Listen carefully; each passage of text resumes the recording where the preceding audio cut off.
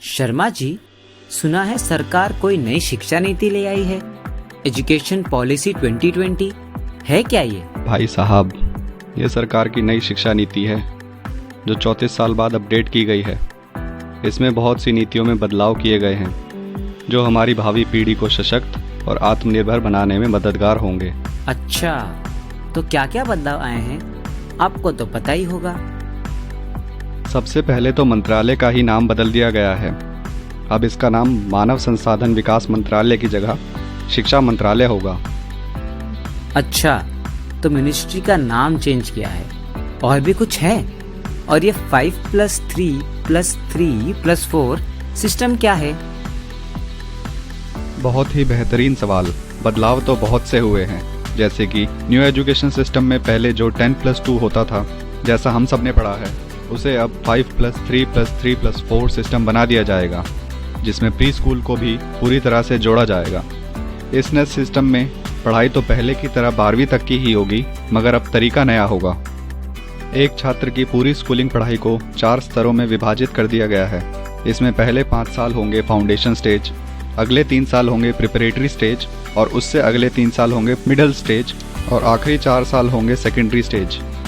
पहले 5 का मतलब होगा बच्चे के शुरू के 3 साल प्री स्कूल या आंगनवाड़ी में जाएगा, और बाकी के 2 साल में क्लास फर्स्ट और क्लास सेकंड में पढ़ेगा, यानी टोटल 5 साल, जो कि फाउंडेशन स्टेज है। और इसमें पढ़ाने का तरीका भी एक्टिविटी बेस्ड और प्ले बेस्ड होगा, और इन शुरू के 5 सालों में कोई भी एग्ज़ाम्स नहीं होंगे। फिर 3, जिसे प्रिपरेटरी स्टेज भी कहते हैं, का मतलब है कि बच्चा क्लास 3 to 5 तक की पढ़ाई करेगा। इसमें खास बात यह है कि क्लास 5 तक की पढ़ाई छात्र की मातृभाषा यानी मदर टंग या क्षेत्रीय भाषा यानी लोकल लैंग्वेज में होगी। उसके अगले 3 का मतलब है क्लास 6 to 8, जिसे मिडिल स्टेज भी बोल सकते हैं। इसकी खास बात यह है कि इसमें निश्चित पाठ्यक्रम पढ़ाया जाएगा, और जो आखिरी के 4 साल हैं, जिसे सेकेंडरी स्टेज भी कह सकते हैं, इसमें बच्चे की क्लास 9 to 12 तक की पढ़ाई आएगी। इस लास्ट स्टेज में मल्टी डिसिप्लिनरी सब्जेक्ट्स लेने का ऑप्शन मिलेगा, मतलब बच्चे अपनी रुचि के अनुसार और योग्यता के अनुरूप विषय ले सकेंगे, जैसे फिजिक्स के साथ हिस्ट्री का कॉम्बिनेशन। ये तो काफी नई चीज है। और क्या क्या है? सरकार अब भारत की जीडीपी का 6% हिस्सा शिक्षा पे खर्च करेगी, ताकि शिक्षा हर बच्चे तक पहुंच सके। इसके अलावा और भी कदम उठाएगी सरकार, जैसे अब सुबह का नाश्ता भी दिया जाएगा मिड डे मील के साथ। मिडिल स्टेज से यानी क्लास 6 से वोकेशनल कोर्सेज भी ओपन हो जाएंगे, जिसमें बच्चे कारपेंट्री, पॉटरी, गार्डनिंग वगैरह कर सकते हैं। और इंटर्नशिप भी शुरू की जाएगी, जिसमें बच्चे किसी प्रोजेक्ट पर काम करेंगे, और कोडिंग भी शुरू होगी। सेकेंडरी स्टेज से यानी क्लास 9 से फॉरेन लैंग्वेजेस भी ऐड की जाएंगी कोर्सेज में। एनईपी में एग्ज़ाम पैटर्न भी चेंज होगा। अब छात्रों को केवल क्लास 2, 5 और 8 में ही एग्ज़ाम्स देने होंगे, बाकी असेसमेंट के तौर पर ही क्लासेस में प्रमोट किया जाएगा। साथ ही क्लास 6 से ही वोकेशनल ट्रेनिंग्स और इंटर्नशिप्स भी शुरू हो जाएंगी। इसमें हाई एजुकेशन यानी कॉलेज वाले छात्रों के लिए भी नया सिस्टम शुरू किया जाएगा, जिसके अनुसार मल्टी एंट्री एग्जिट ऑप्शन रखा जाएगा।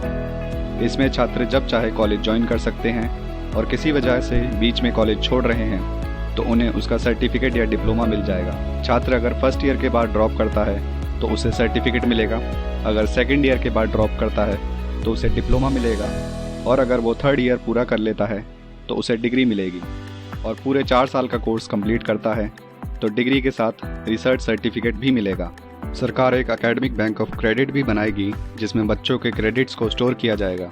इसके अनुसार बच्चा जो भी कोर्स करता है उसे क्रेडिट्स मिलेंगे, और अगर वो कोर्स छोड़ देता है तो उसके ये क्रेडिट्स क्रेडिट बैंक में स्टोर रहेंगे, और बाद में कभी वो वापस अपनी पढ़ाई कंटिन्यू करना चाहता है तो वो स्टोर्ड क्रेडिट पॉइंट्स यूज़ हो जाएंगे। इसका फ़ायदा ये है कि उसे फिर से शुरू से वो कोर्स नहीं करना पड़ेगा। और इस एकेडमिक बैंक को सरकार आर्टिफिशियल इंटेलिजेंस की हेल्प से मेंटेन करेगी। सरकार इस सिस्टम में सभी चीज़ों को इंटीग्रेट यानी जोड़ के रखेगी, ताकि बच्चे को शुरू से आखिर तक कोई परेशानी ना हो, मतलब स्कूल से कॉलेज तक। इसमें टेक्नोलॉजी का पूरी तरीके से उपयोग किया जाएगा। इस पॉलिसी के तहत सरकार कुछ संस्थाएं, एजेंसी भी सेटअप करेगी, जैसे कि नेशनल एजुकेशन टेक्नोलॉजी फोरम, जो कि प्लेटफॉर्म प्रोवाइड करेगा जिससे टेक्नोलॉजी का उपयोग बढ़ाया जा सके, प्रॉपर प्लानिंग की जा सके, असेसमेंट की जा सके बच्चों की और एडमिनिस्ट्रेशन के काम मैनेज किया जा सके। एक और एजेंसी होगी higher education commission of India, जो कि एक नोडल एजेंसी होगी जो सारे एजुकेशनल बोर्ड्स को गवर्न करेगी, जिसमें UGC, AICTE और अदर बोर्ड्स आएंगे। लेकिन इस एजेंसी के अंडर मेडिकल और लीगल बोर्ड्स नहीं आएंगे। रीजनल लैंग्वेजेस में ऑनलाइन कोर्सेज भी लॉन्च करने की सरकार की योजना है।